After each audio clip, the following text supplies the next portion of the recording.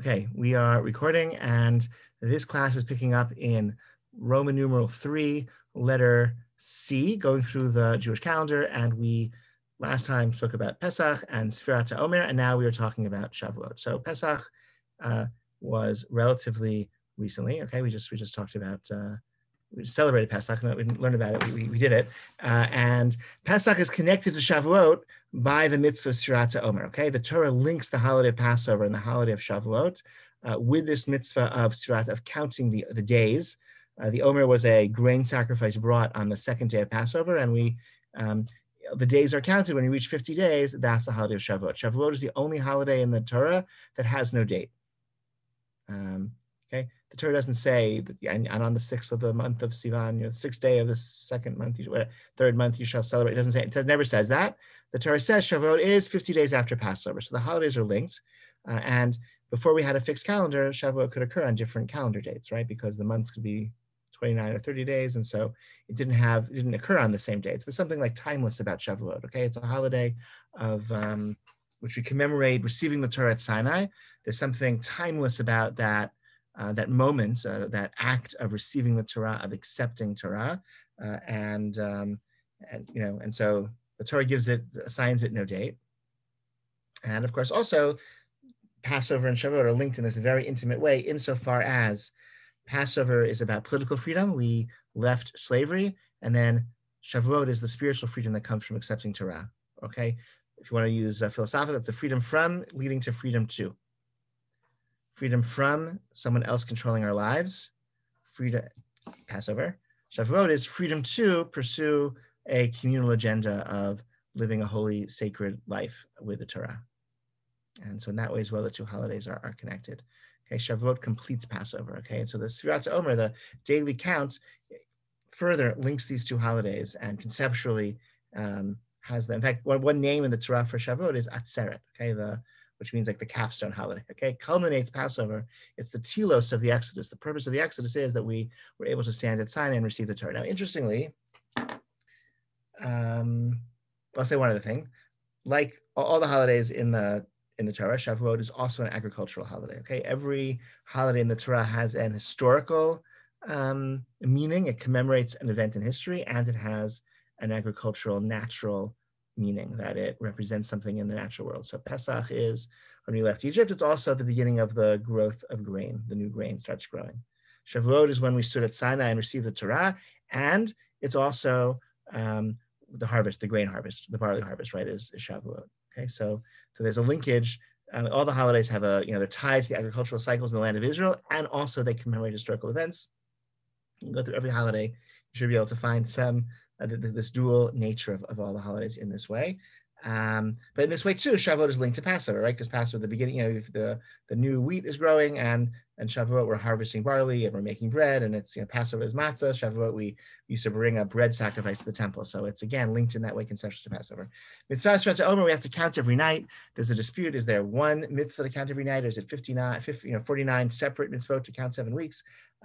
We say maybe both, and so we count every night, and there's a position that is halachically, Jewish legally considered authoritative, and what we generally follow is that if you miss a day, you sort of lost your chance to do the mitzvah perfectly. Maybe even you've lost the mitzvah whatsoever. If it's one mitzvah each night, then if you miss a day, you miss 2 days, okay, no big deal. You just do the mitzvah on the days that you remember. But if it's one mitzvah to count every night, to count perpetually, then if you miss a day, you're done. You can't count it. You've lost your chance to do the mitzvah that year. And so on subsequent nights, you should you keep counting, but count without a bracha. Don't say a bracha because you might not actually be doing the mitzvah. And that's what you do. If you forget a day, you continue counting. If you forget a full day, continue counting without saying a bracha, because you might have lost a chance to do the mitzvah perfectly, or at all, actually, not just perfectly. Last night was today's Monday. Last night was Sunday night. We counted the 22nd day of the Omer. Okay, why am I telling you what we counted last night, whereas what tonight we're supposed to count? Because if you say tonight we count blah, blah, blah, then I've already done the mitzvah, and it's too late to then say the bracha and do the mitzvah with kavanah intention, because just by saying what night it is, like in English even, that is a basic fulfillment of the mitzvah, and I lose a chance to say it with a bracha anymore. So we say last night we counted 22, and then you're hopefully able to figure out what number you're supposed to count tonight based on that piece of information. Now, interestingly, about Shavuot, the Torah never reveals that Shavuot is the anniversary of the receiving of the Torah at Sinai. This is fascinating because standing at Sinai and the revelation there and receiving the Torah at Sinai is one of the most important events in world history, one of certainly the most important events in Jewish history, and it's something the Torah describes in a fair amount of detail with a fair amount of drama. And there's also a holiday that is, the Torah tells us more than once, we're supposed to observe every year, 7 weeks after Passover. And if you read the Torah carefully, it seems that this holiday we celebrate every year coincides with the anniversary of this momentous event of standing at Sinai. And that piece of information is absent from the Torah. The Torah never identifies Shavuot with standing at Sinai receiving the Torah. That was a rabbinic discovery. Not a discovery in the sense of, oh, let's assign this meaning to the holiday. No, it's like you read carefully how many weeks it take to leave Egypt. And the Torah tells us, and it says they were here and they went there and they took this many days and that many days. Oh, like 49 days after they left Egypt, they were ready to receive the Torah at Sinai. Oh, like we have a holiday 49 days after they left Egypt. Isn't it interesting that the holiday is Zman Matan Torah, the season in which we receive the Torah, and yet it's also interesting the Torah doesn't say that. So I think I don't know, many explanations that have been offered over the years of why that is. I think one maybe Shavuot is not just a holiday in which it's we commemorate passively being at Sinai and the Torah is given to us. We have to work for it. We have to interpret the Torah. We have to read it carefully. We have to pull meaning from it, as we do as Jews, and we discover like, wow, like Shavuot is the anniversary of the receiving the Torah. Maybe another explanation is that like the Torah doesn't record it because from God's perspective, it's maybe less important, right? Like God giving the Torah is less important as us accepting the Torah. And accepting the Torah is something that didn't happen just once. It's something that happens every day when we all decide. We accept the Torah, we declare it binding upon ourselves.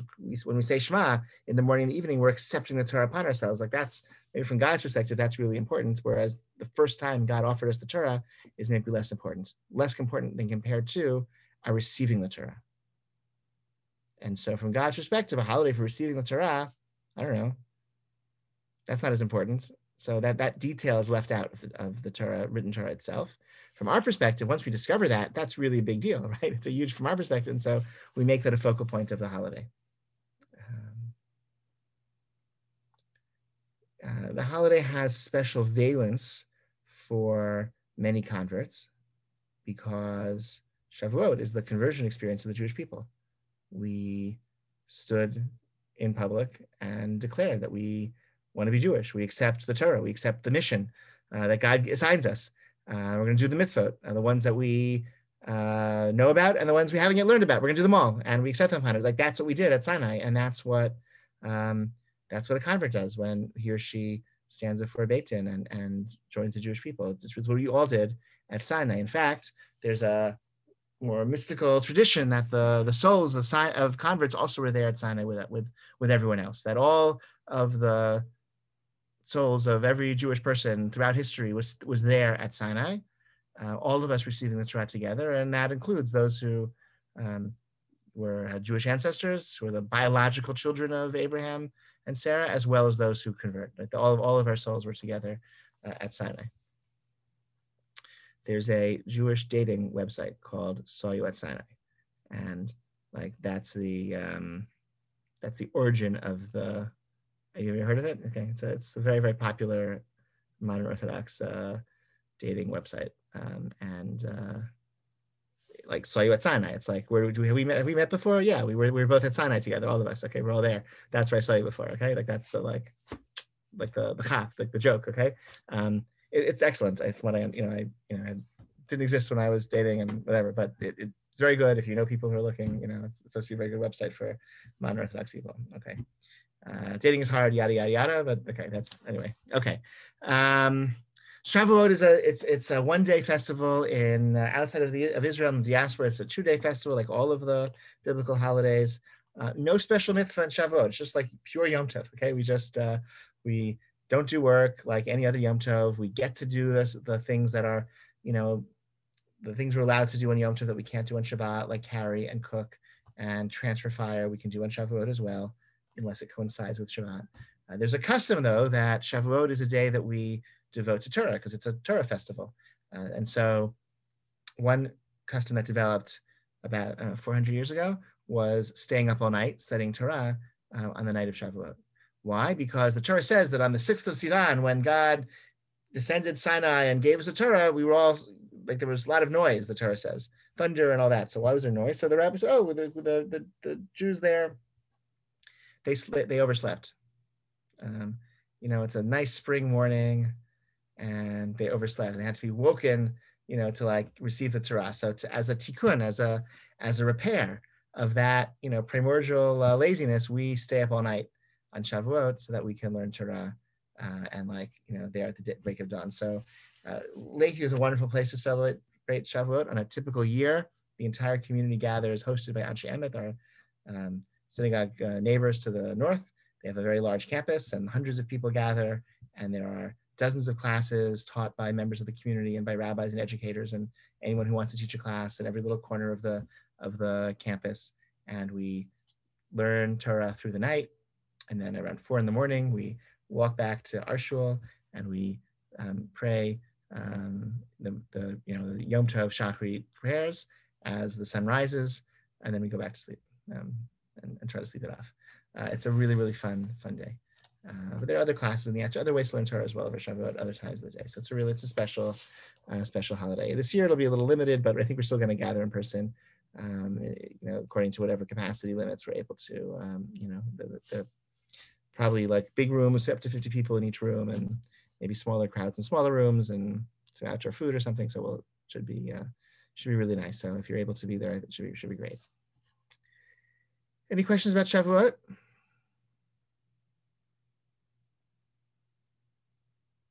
Okay. There's a custom to eat dairy food on Shavuot. Many explanations, which means that many explanations for something. It means that probably none of them are true. But there's a custom many people have. So some people have dairy meal. Some people just have a dairy course before a regular meat meal. Like they start with dairy and then they clear it and then they have meat afterwards. Because like a Yom Tov meal needs to have meat, according to many people, or some people. Others have full dairy meals. Okay. All right, let's move on. Questions again? Questions, comments? Okay. Next is Ochel Nefesh. Oh, so we said we talked about this already. Ochel Nefesh and observing Yom Tov, number 12, and I think we talked about that already. When the Torah describes Yom Tov, the Torah says it's just like Shabbat, except you're allowed to do the things that you need to do to eat on the holiday. So that means most types of cooking, as well as carrying and transferring fire, we're allowed to do on Yom Tov, even though we can't do those things on Shabbat. So that means that you can't, on Shabbat, we're very careful. We use a plata, an electric warming tray, and we have lots of rules about heating food and serving warm food on Shabbat, which we talked about in some detail. Right, that's like a fair amount of detail. Actually, it's pretty important. And that's for Shabbat. For Yom Tov, we can't light a fire, and we can't, we don't use electronic devices. But we have no concerns about cooking or reheating things. So if you leave a burner on your stove, you can put cold soup on the burner. You can leave your oven on and put something in the oven. You can, depending on how your stove works, if it's a pilot, you can turn the burner on and cook something from scratch.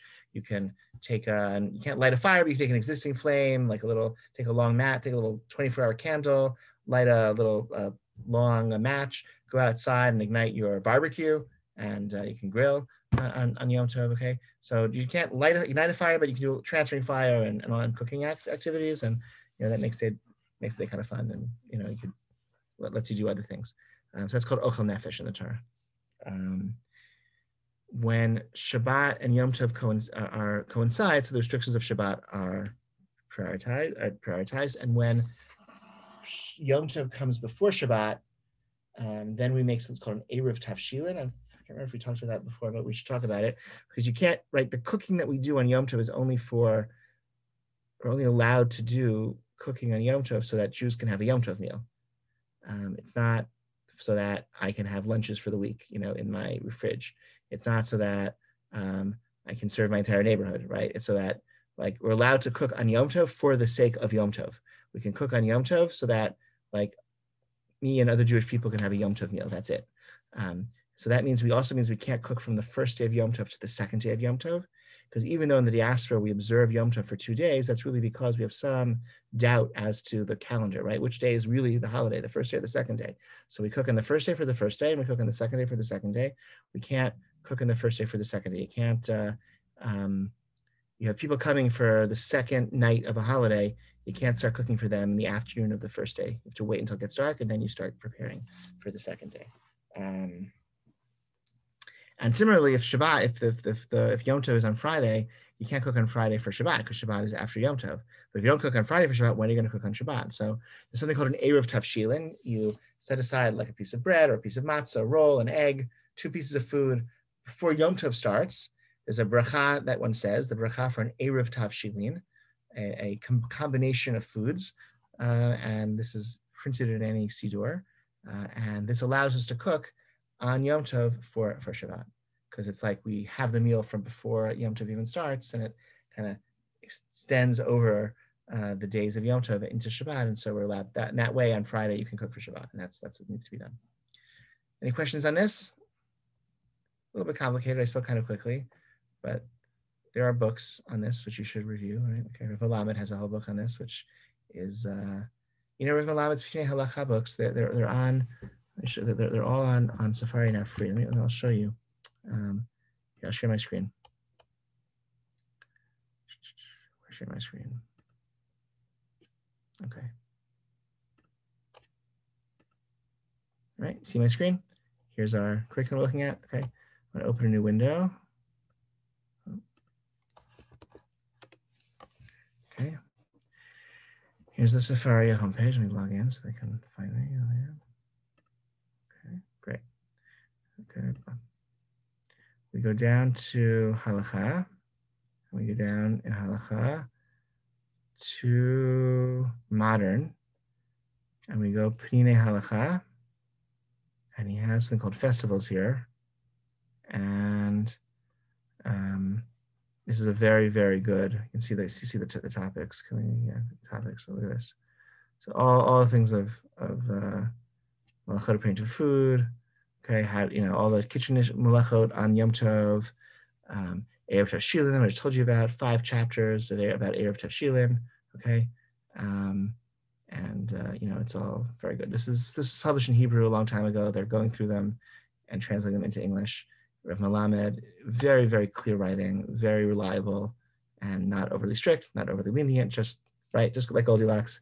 And the books are great and worth owning, but they're all here, right? Just on the Safari, like for free. Okay, they worked it out. They bought the rights, or they got the rights, and so again, just to show you again, it's in Halacha, and you just go down from like the classic works of Halacha to modern works, and here it is.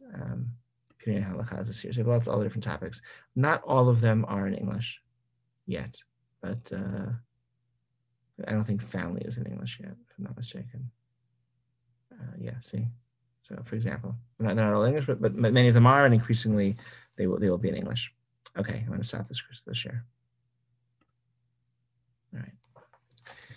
Next, any questions on anything I said so far? Okay.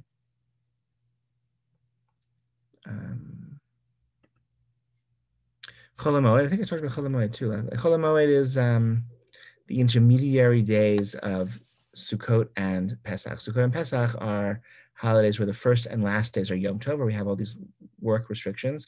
The middle days, it's like an oxymoron, Chol HaMoed. It's the non-sacred days of the holiday, okay? The normal days of the special times, Chol HaMoed. So Chol HaMoed, it's a little bit like Chol, it's a little bit like Moed. It's in between. You're allowed to, there's no prohibition against doing work, but it's supposed to be a festive day. So generally we don't do work on Chol HaMoed that can be pushed off to after the holiday, unless there's going to be a major financial loss if we don't do it. So Jewish schools shouldn't assign homework for Chol HaMoed.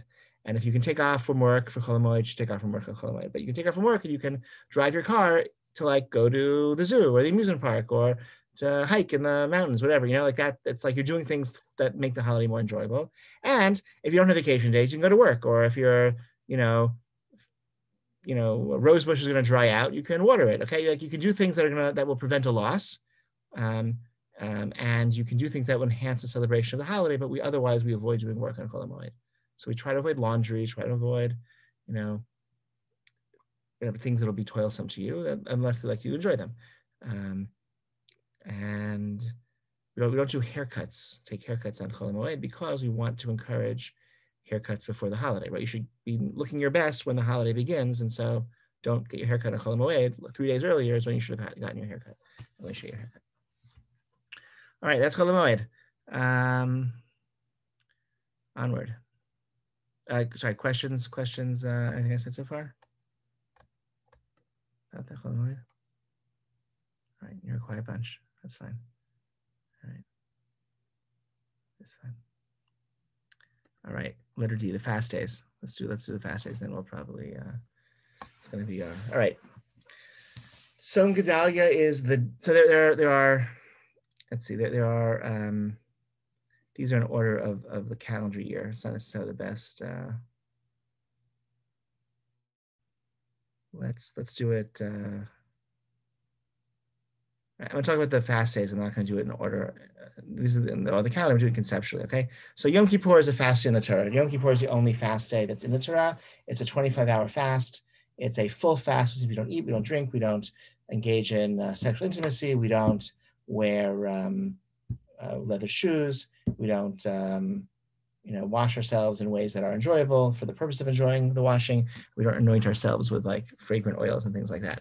Okay, I don't do a lot of anointing anyway, but the other ones are probably more relevant for most people. Okay, that's Yom Kippur. That's a biblical fast day. Okay, in the Torah, we also don't do work in Yom Kippur. We have prayers in Yom Kippur, but the fast part that's there in the Torah as well. The other fast days are rabbinic in nature, and they were enacted to commemorate the destruction of the temple. So Tisha B'Av is the main fast day to commemorate the destruction of the temple.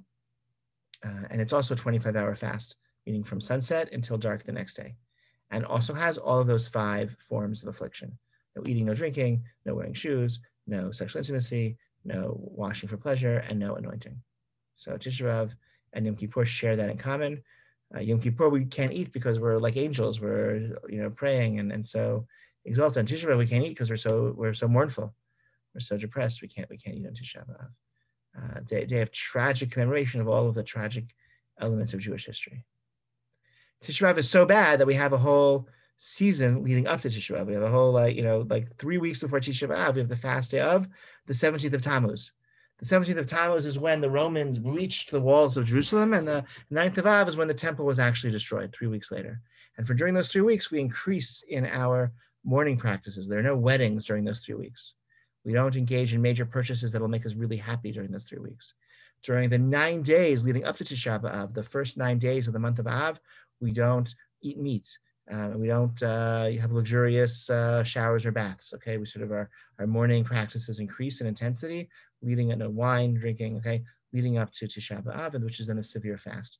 There are additional fast days at other times of the year that are also commemorating the destruction of the temple, particularly the Tzom Gedalia and Asar B'Tevet, which are in the fall and winter.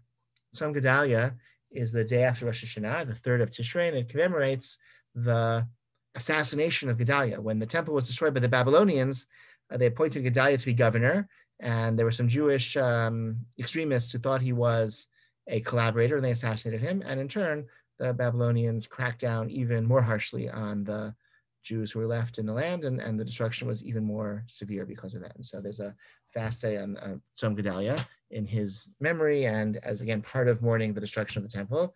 And then Asar B'Tevet is the day that Jerusalem was besieged during the Babylonian. The temple was destroyed twice, by the Babylonians and by the Romans. So it was destroyed more or less on Tisha B'Av both times. Okay, so that's like a double day. Okay, Tisha B'Av. So the Babylonians destroyed the temple in 586 BCE. The Romans destroyed the second temple in 70 CE, and we still don't have a temple.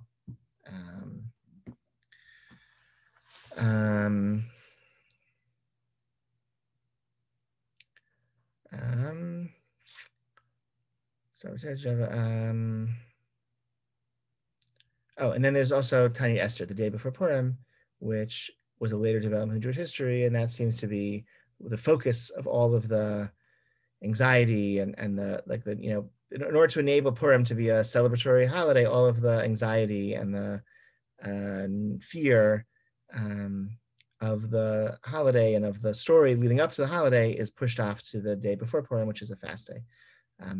Except for Tisha B'Av and Yom Kippur, all the other fasts are minor fasts, which means that they start in the morning and they end at night. Okay, so a Sar B'Tevet in the winter is a pretty short fast. It starts, sunrise is whatever, 6 o'clock or 5:30, and it gets dark by 5 p.m. or 6 p.m. So it's a pretty short fast. Shivasar B'Tammuz, 17th of Tammuz, is a really long fast because the sun gets light at like 4:30 in the morning and doesn't get dark until 8:30, 9 p.m. So that's a much harder fast. Again, Yom Kippur and Tisha B'Av are 25-hour fasts, so that's the longest yet. And Yom Kippur and Tisha B'Av the prohibitions are on all of the 5 forms of affliction. When it comes to the other minor fasts, only eating and drinking is prohibited, but all the other things are not prohibited. Questions on that?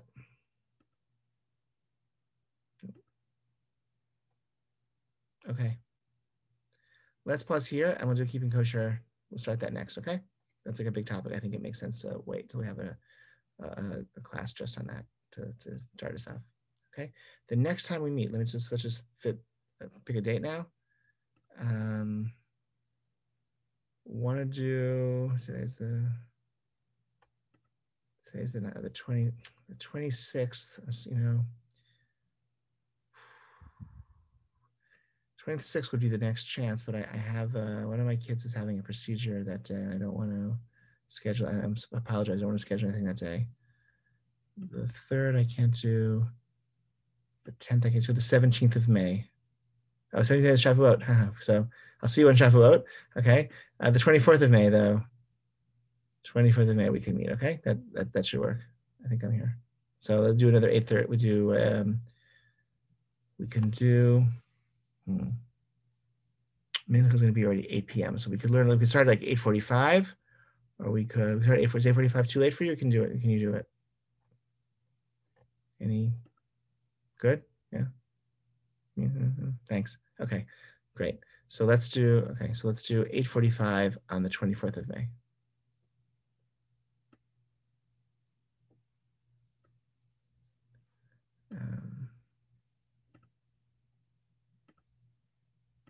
Great.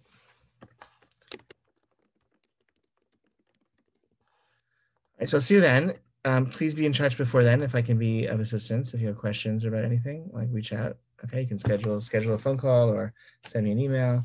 Thank you so much for learning tonight. I appreciate it. I enjoyed it. Thanks. Good night, everyone.